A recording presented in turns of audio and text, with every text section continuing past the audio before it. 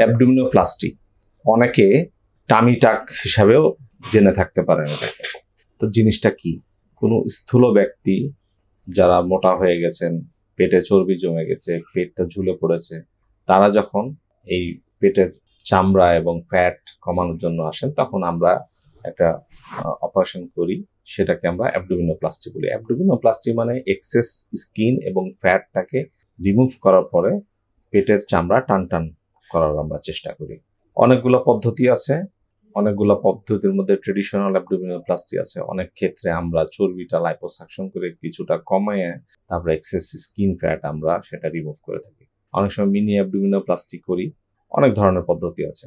তো অ্যাবডোমিনোপ্লাস্টি অপারেশনের ক্ষেত্রে অবশ্যই এটা প্লাস্টিক সার্জনরা করে থাকেন, এবং এই ক্ষেত্রে যেটা আমি বলতে চাই একটা গুরুত্বপূর্ণ বিষয়, অপারেশনের সময় কিছু অ্যানাটমিক্যাল বিষয় মাথায় রাখতে হয়, না হলে দেখা যাচ্ছে অপারেশনটা ফেল হইতে পারে।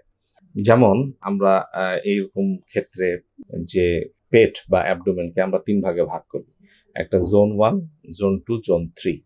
জোন 1টা আমরা মিড অ্যাবডোমেন বলি, আর জোন 2টা হচ্ছে লোয়ার অ্যাবডোমেন, আর জোন 3 হচ্ছে ল্যাটারাল অ্যাবডোমেন।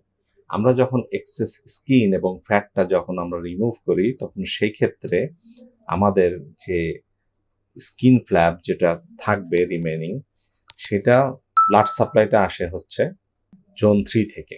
তাহলে সেই ক্ষেত্রে আমরা অপারেশনের ক্ষেত্রে অবশ্যই আমরা এই মেজার নেব যে ওই সমস্ত জায়গার ব্লাড সাপ্লাইটা যাতে ইনট্যাক্ট থাকে। আমরা এমন কিছু করব না যাতে ওই সমস্ত এলাকার ব্লাড সাপ্লাই হ্যাম্পার হয়েছে এবং অপারেশনের পরে স্কিন নেক্রোসিস হয়ে বিরাট একটা ডিজাস্টার হয়ে গেছে। তো প্রপার অ্যানাটমিক্যাল নলেজ এবং প্রপার অ্যাসেসমেন্ট না করে অ্যাবডোমিনোপ্লাস্টি করাটা বোকামি। এবং যারা প্রপার এসব নলেজ নিয়ে যে সমস্ত প্লাস্টিক সার্জন কাজ করেন, তাদের কাছে আপনারা যাবেন, যাতে আপনার কোনো রকমের কমপ্লিকেশন না হয়। এছাড়াও আর একটা বড় কমপ্লিকেশন আছে অ্যাবডোমিনোপ্লাস্টির ক্ষেত্রে, সেটা হচ্ছে ডিপ ভেন থ্রোম্বোসিস হওয়ার একটা বিষয়। এটা যেহেতু একটা লং টাইম অপারেশন এবং একটা স্থূলকায় পেশেন্টের অপারেশন, সেই ক্ষেত্রে ডিপ ভেন থ্রোম্বোসিস হওয়ার এবং পালমোনারি ইম্বোলিজম, ডিজাস্টার্স কন্ডিশন, মৃত্যুও হতে পারে। তো সেই সমস্ত মেজার না নিয়ে অনেকেই হয়তো না বুঝে করেন, সেক্ষেত্রে আপনারা সেটা পরিহার করাই ভালো।